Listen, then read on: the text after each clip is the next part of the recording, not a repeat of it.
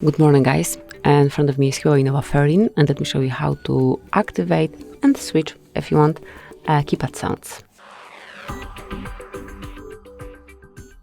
So, at first open the settings, then go to sounds and vibration, then enroll more settings, and here we've got keypad tones.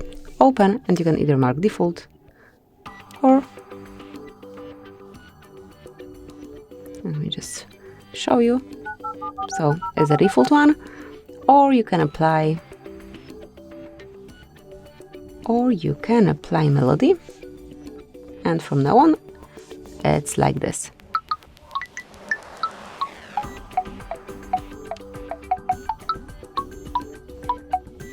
So that's it. If you want to mute it, just go back and switch it off.